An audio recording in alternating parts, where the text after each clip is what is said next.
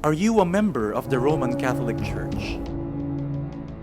Are you intrigued or challenged by clever questions and malicious accusations from the enemies of the Church? Bakit hindi Bakit nag-aasawa yung mga tayo, pari? no, ang mga Bakit po ba tayo mga Katoliko gumagamit ng Bakit po ba gumagamit ang mga pari ng Bakit incense? po may pista prosesyon ang mga Bakit Katoliko? ba paulit-ulit magdasal ang mga Katoliko?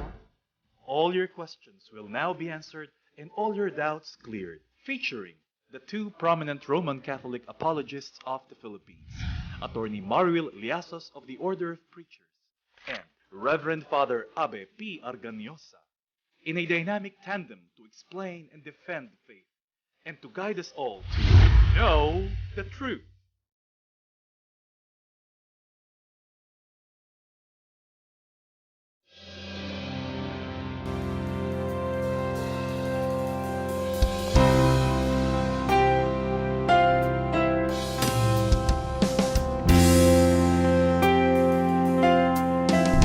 Magandang araw po sa inyong lahat, mga giliw naming taga-subaybay ng Know the Truth dito sa TV Maria na totoo po namang namamayagpag ngayon sa Himpapawid dito po sa palatuntunan ng TV Maria. Ito po si Attorney Maruel Liasos OP. Makakasama po natin sa araw na ito, pangalawang pagkakataon po na makakasama natin ang ating kapatid na walang iba kundi si Brother Alfie Angeles. Magandang araw po kapatid na Mars. Kayo din po muli, magandang araw po sa lahat ng taga-subaybay ng palatuntunang ito. At nakakadalawang beses na ho na makakasama natin si Brother Alfie kasi nung una ay kanyang tinukoy po yung kanyang karanasan bilang isang Katoliko na lumipat sa ibang sekta ng reliyon at naanib nga doon sa samahan ni Ginoong Eliseo Soriano na mas kilala sa tawag na dating daan. Mamaya lamang po pag-uusapan natin kung paano naman siya naging kabahagi o kaanib ng Iglesia ni Cristo at ngayon nga ay nakabalik na sa kanyang tahanan. Walang iba kundi ang Iglesia Katolika Apostolika Romana, ang tanging iglesyang tatag ng Panginoong Hesus Kristo. Ang ating palabas po ay mapapanood Lunes hanggang Linggo sa 6:30 ng umaga, alas 3 ng hapon at alas 11 ng gabi. At ito po ay matutunghayan ninyo sa mga channels na inyong nakikita ngayon sa TV screen. Sa ating pagbabalik po, makakasama nating muli si Brother Alfie Angeles. Know the truth.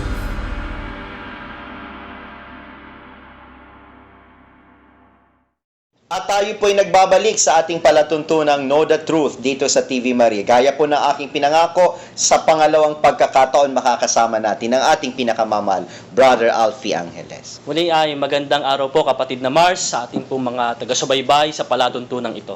Alam mo, napakaganda ng reaction ng ating mga tagapanood. Pinuputakti tayo ng mga komento sa ating Facebook account mula nung maipalabas yung iyong karanasan nga, lalo na nung ikaw'y naanib ng dating daan. Ngayong araw naman, pag-usapan naman natin kasi hindi naman natapos doon sa samahan ni Ginoong Eli Soriano ang iyong paghahanap ng katotohanan, ika nga. Ikaw din pala ay naanib sa Iglesia ni Cristo. Natatag naman ni Ginoong Felix Manalo noong 1914. Opo, tama po yung kapatid na Mars. Gaya po ng aking naibahagi na nung una, ay naging kaanib po ako sa samahang dating daan.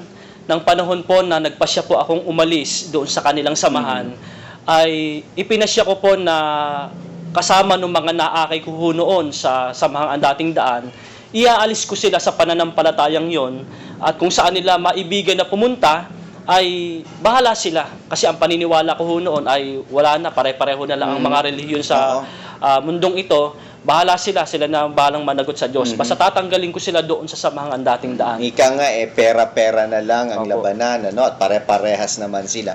Ano ba itong naghikayat sa iyo na nakita mo sa loob ng Iglesia ni Cristo? Kung kaya ikaw ay lumaon, ay napaanib sa kanilang samahan. Opo. At naibahagi ko na rin po nung una, kapatid na Mars, na humahanap po ako ng paraan, pinakamabisang paraan na alam ko na maialis yung aking pong mga naakay sa samahang dating daan sa pamamagitan po ng dokumento na ipinakita noon sa TV ng programa ng Iglesia ni Cristo na kung saan doon po ay nakalagay yung pagtakbo tumakbo sa senador bilang senador ni Ginoong Eliseo Soriano, na iyan po ay kabawal-bawalan po ng samahang Andating Daan ng isang miyembro ay makisalamuha sa politika, sapagkat ang paniniwala po nila noon po ay bawal at masama ng isang tao ng Diyos ay makikisalamuha sa mga bagay ng politika. Kumusta naman yung pakikitungo sa iyo nung ikaw nga ay nakikipag-ugnayan na sa mga tao sa loob ng Iglesia ni Cristo? Opo, noon pong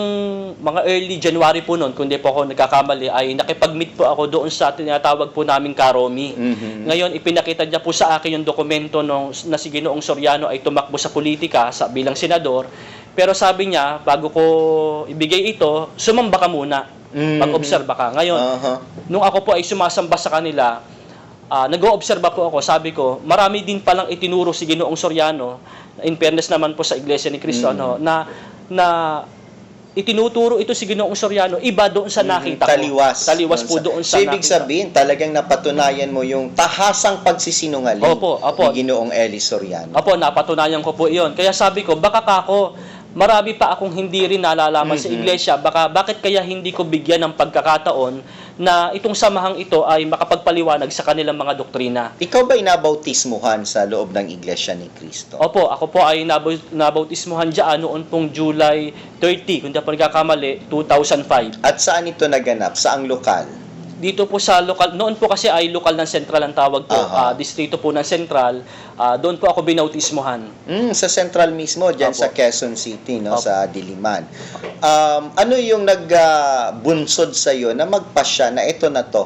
Dito na ako ngayon naanib. Ito ng katotohanan sa Iglesia ni Cristo. Siguro po ay kukwento ko po muna sa kanila, kapatid na Mars, yung proseso ng aking pag-anib po dyan. Nung habang nag-aaral po ako nung kanilang tinatawag na doktrina, may isang doktrina na nakatawag po sa akin na yung kaisahan ng Diyos, na kung paano daw anya ang Israelita ay naniniwalang may isang Diyos, dapat ang mga Kristiyano din daw ay maniwala na mayroon lamang isang Diyos, na kung saan ito po ay pinatutunog nila na ang Katolisismo daw ay sumasampalataya sa napakaraming Diyos. Mayroon daw Trinidad, yun daw ay tatlo daw ang kinikilalang Diyos ng Iglesia Katolika at maging ng dating daan. Kumbaga sa doktrina pong iyon, yun po ang nakapag-akit sa akin na magpatuloy sa kanilang samahan.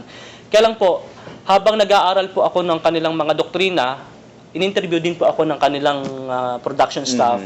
Napanood po iyon ng kanilang tagapangasiwang pangkalahatan, nung kanila pong head na yung nabubuhay pa po si Ginoong Eranio G. Manalo. At iyan po ay in fairness naman po sa samahang Iglesia ni Cristo. Napakabait po ni Ginoong Eranio Manalo at pinangako ko po sa Panginoon Diyos kung ako man po ay magsasalita, hindi po ako magsasalita ng personal laban sa KRD dahil wala po siyang ipinakitang masama sa akin.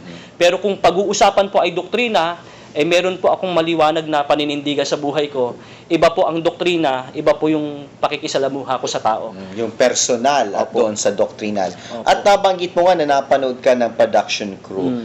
Sa pagkakatanda ko, lumalabas ka din noon sa mga palatuntunan ng Iglesia ni Cristo. Opo, at ako po ay binigyan po noon ng isang slot. Ako po ang naging isa po sa mga main host ng programang Ang Mga Nagsiali sa Samahang Andating Daan, na kung saan kami po ang umaatake laban kay Ginoong Soriano. Pinakikita namin yung mga aral, habang ang nagdedepensa naman po noon ay ang programa ng Andating Daan. Na ako po kasi naniniwala, ito po ay napag-uusapan din ho namin ng kapatid na Crispy Perez, na kaya siguro kami na ilagay doon dahil alam ko, ako naniniwala, hindi naman talagang kayang tibagin ng Iglesia ni Cristo itong mga grupo ni Ginoong Eliseo Soriano, na kung pagdating sa pag-uusap Biblia, hindi nila kayang gibain. Kung kasi naniniwala po ako, hindi sapat ang kaalaman ng mga ministro ng Andating Daan para tibagin ang paniniwala ng iglesia ng Andating Daan. Sapagkat alam naman natin na wala naman silang sapat na experience na malaman kung ano talaga yung itinuturo sa loob ng dating daan. At doon nga sila nang nakakuha sa inyo ng pagkakataon na kayo'y gamitin. Sapagkat kayo yung mas may malalim na pagkakaunawa sa mga inaaral ni Ginoong Soriano. Sapagkat kagaya po ni kapatid na Alfie, mga minamahal, ay dati po siyang manggagawa ng ang dating daan. Tama po yung kapatid na Mars. At kami po ay tumagal nga po sa TV noon ng halos 2 taon. Matagal din. Namayagpag po ang aming programa po noon. At doon ay nagpasya rin po ako na mag-aral ng pagkaministro sa kanilang samahan. So, ibig sabihin, ikaw ay nag-enroll o nag-aral din doon sa College of Evangelical Ministry ng New Era University? Tama po yun. At ako po ay umabot ng hanggang 3rd level ng kanilang pag-aaral po. Konti na lang, ano? Konti Apo. na lang. Ilang taon ba dapat ang kanilang? Kumbaga sa mga pari natin, inaabot ng 10 taon para maging ministro ng Iglesia ni Cristo. Ilang taon ang guguguling mo sa kolehiyo para ikaw ay maging ganap na maordinahan bilang ministro ng Iglesia? Kung ang isang karaniwang kaani po ay papasok sa kanilang samahan, dadaan pa po yan sa tinatawag na parang pre-college. Then, preparatory po ang tawag sa kanila. Then, magsisimula Mga po ilang taon yun, kapatid? isang taon po Isang yun. taon. Then, yung proper na po, first year to 5th year. Pagkatapos po noon, ay gagraduate sila bilang mga manggagawa. Na mga sinasanay na maging manggagawa. Pag sila po ay nakapag-graduate na, ay sila po'y manunumpa na regular na manggagawa. So, ibig sabihin, ministro na ng Iglesia ni Cristo? Bali, ano po, Hindi pa. po. Bali, pagkatapos po ng pag-aaral ng pagkamanggagawa, o ordenahan po muna sila para opisyal na matawag po ministro. Doon sila luluhod sa harapan ng punong pangkalahatan at papatungan ng kamay para sila ay maging ganap na mga ministro. Kay Manalo lang pala sila lumuluhod. Ano? Opo. Ganun nga po.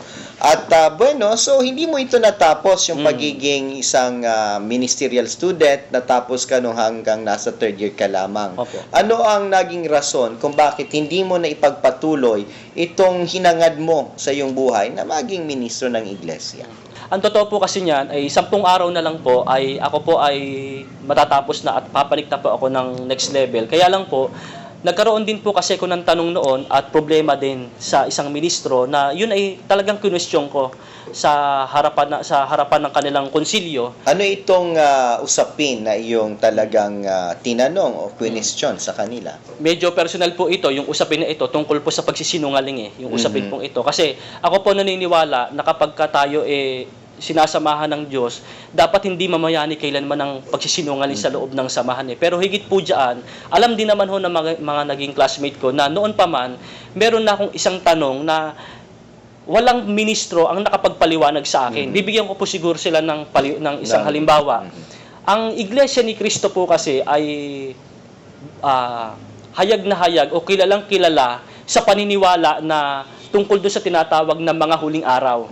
Last days. Na ang paniniwala nila, ang mga huling araw daw ay nagsimula noong taong July 27, 1914. Yung taon ng pagkakatatag ng Iglesia ni Cristo at ito'y narehistro sa pamahalaan ng gobyerno ng Republika ng Pilipinas. Opo, kaya nga po kahit may mga libro po nagsasabing July 28 po ang simula ng World War I, tinututulan po nila yon. Ang niyayaka po nila yung July 27, 1914. Kaya lang po, meron po akong nabasa sa kanilang sitas na pinatunayan ko sa kanila na hindi nagsisimula ang mga huling araw noong July 27, 1914. At ito po ay nagsimula sa panahon pa lang po ng Panginoong Jesucristo.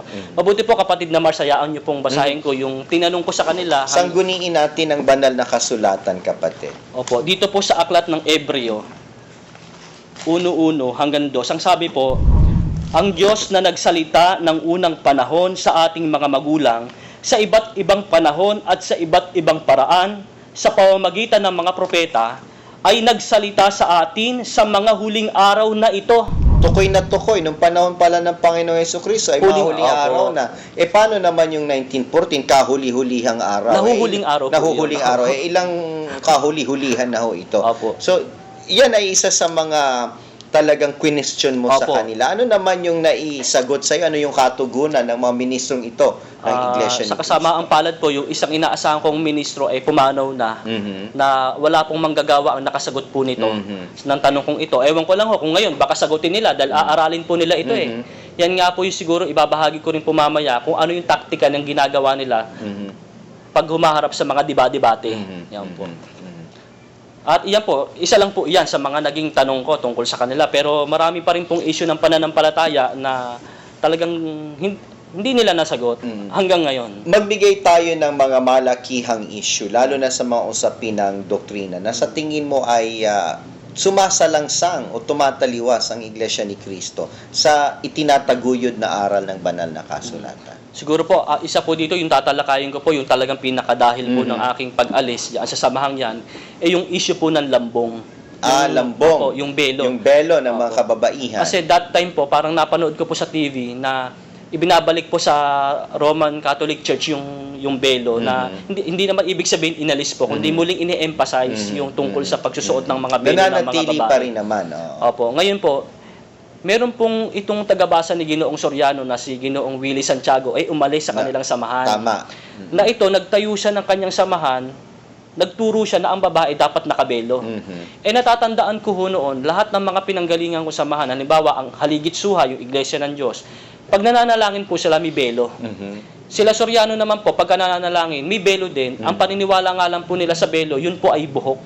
Belo pa rin, meron pa rin ho silang belo. Kaya sabi ko noon sa kanila, bakit tayo ngayon ay hindi nagbebelo, sabi ko sa Iglesia ni Cristo. Ang ginawa ho niya, pinatawag ho ako niyan, may nag-report po sa akin kasi na isang manggagawa na ako daw ay tanong ng tanong sa mga manggagawa, parang ang layunin ko lang daw ho nun ay hiyain ko yung mga ministro nila. Kaya ang ginawa ho nila, tanda ko po noon, Sabado, pinatawag yung kanilang member ng debating team. Nandun ho sila, Brother Joe Ventilacion, si Caramil Parba, Michael Sandoval, maging yung isang researcher nila si Lito Ocampo, andun din ho ng pagkakataong yon.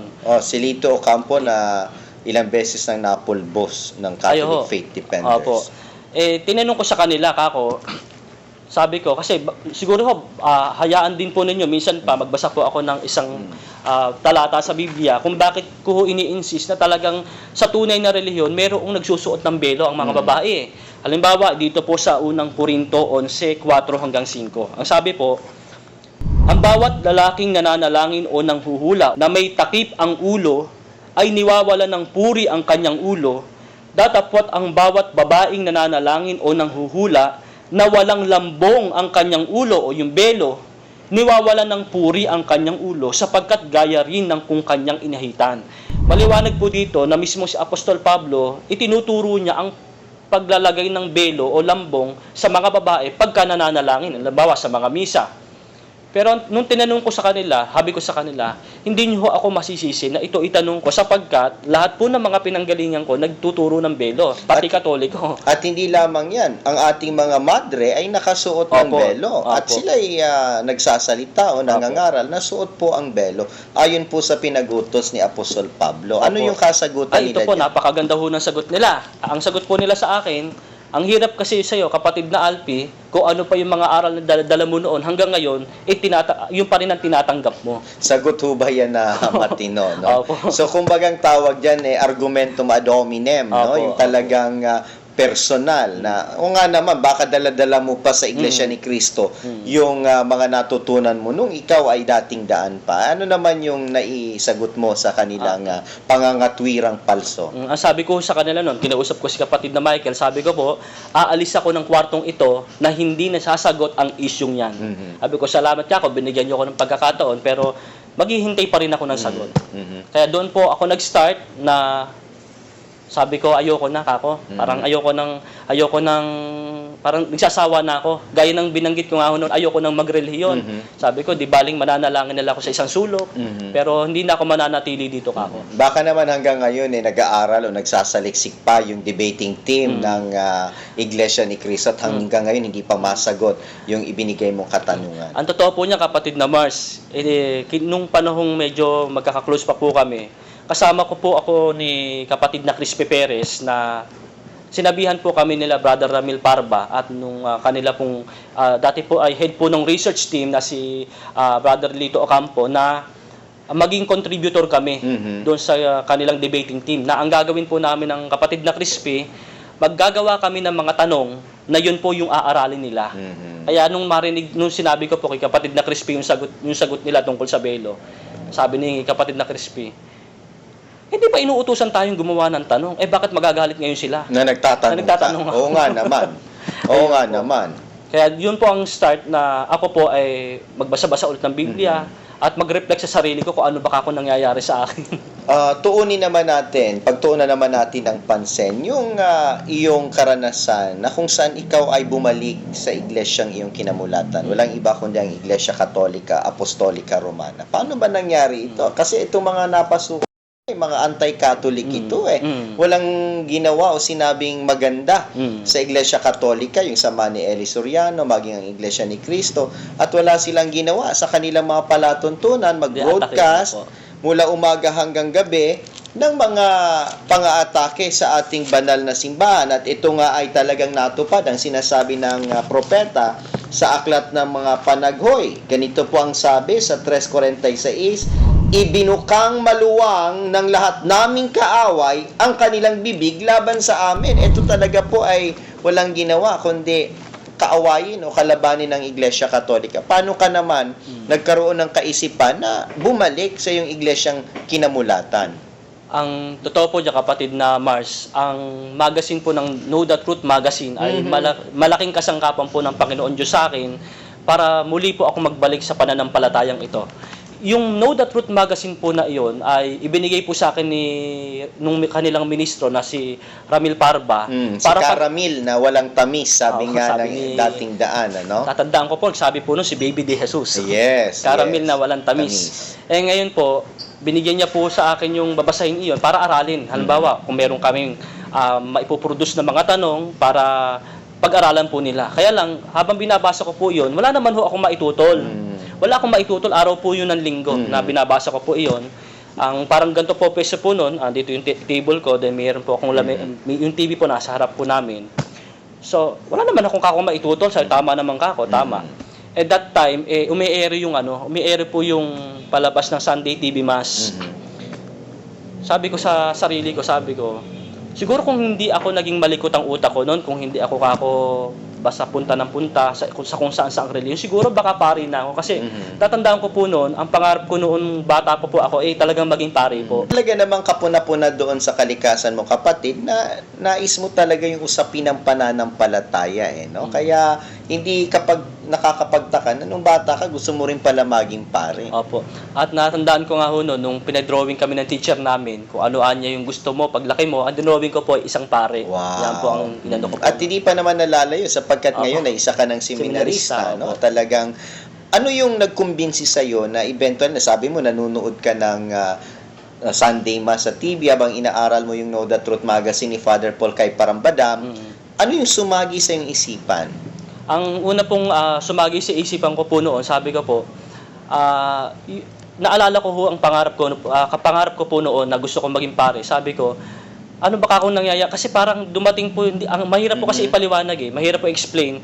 Sabi ko, ano ba itong nararamdaman ko kako ngayon na bakit andito ako sa Iglesia ni Cristo, tapos bakit ako magkakaroon ng ganung damdamin na sabi nyo nga po, inaatake ng Iglesia ni Cristo ang Katolisismo na katuparan ng Antikristo. Sa demonyo. Opo, naalala ko po noon, nung panahong nagre-reflect po ako noon, naalala ko yung sitas ng, siguro babasahin ko po. Nating kapatid para sa kabatiran ng ating mga taga-subaybay. Dito po sa unang Juan 4:2, ang sabi po, dito'y nakikilala ninyo ang Espiritu ng Diyos. Ang bawat Espiritong nagpapahayag na si Hesukristo ay naparitong nasa laman ay sa Diyos. Dapat po pala ang paniniwala natin, ang Panginoong Hesukristo ay naparitong nasa laman, hindi mismong laman nga.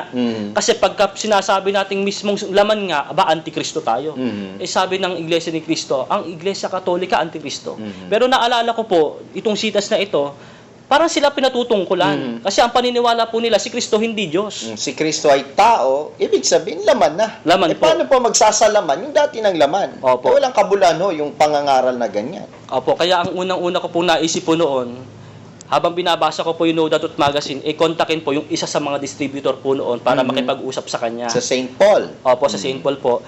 At nung nakausap ko po yun, doon po nagsimula ang aking pong pagbalik sa pananampalatayang Iglesia Katolika. Napakaganda naman ng sinasalaysay ng ating kapatid na Alfie.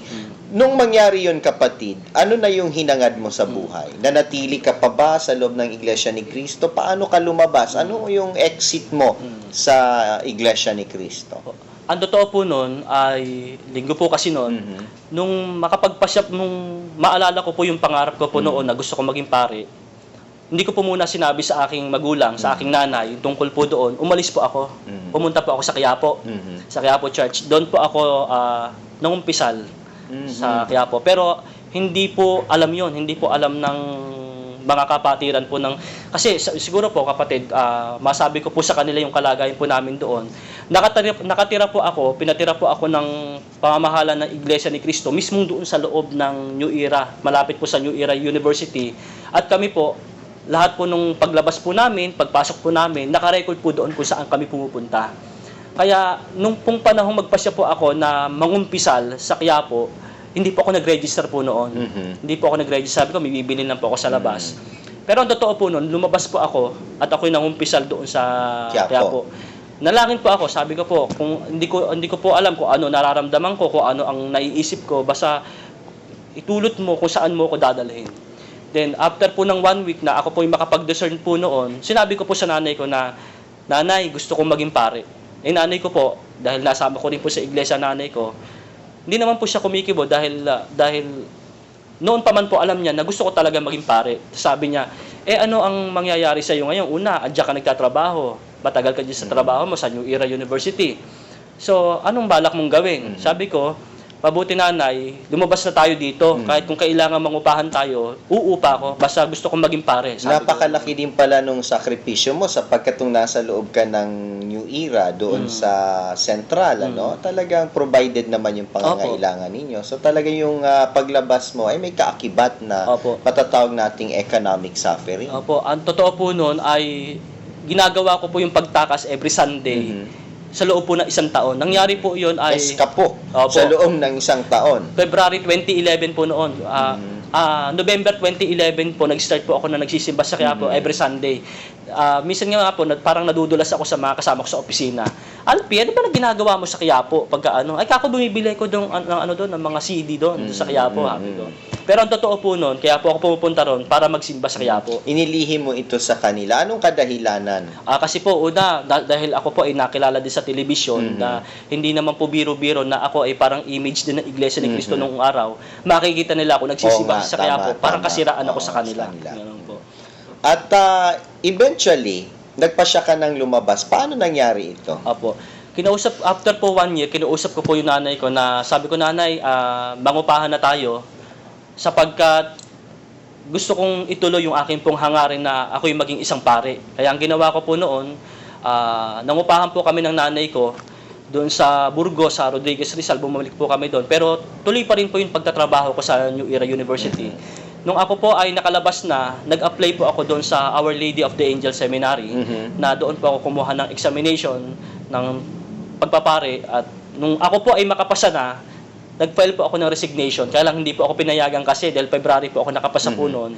So naghintay pa ako ng hanggang May na sabi ko, sige hanggang May magtatrabaho pa ako sa New Era. That time po, nag-resign na po ako sa New Era. Doon nagtatrabaho ka sa New Era? Anong trabaho mo? Trabaho ko po sa New Era University ay isa po ako sa mga admin staff ng College of Nursing at naging facilitator din po ako ng NSTP. Sa NSTP, sa College of Nursing po, ako po yung kadalasan po nag-e-encode ng grade, nag-e-edit ng mga exams, mga clerical staff po ang ginagawa ko po roon. So, nag-resign ka at nung Mayo, pumasok ka na sa seminaryo ng Our Lady of the Angel Seminary at hanggang ngayon, nandun ka. Opo, awa po ng Panginoon Diyos nandun at talagang tinaliktan mo na ang Iglesia ni Cristo at ikaw ngayon ay bumabalik sa inang simbahan. Masasabi mo ba, Alfie, that love is lovelier the second time around?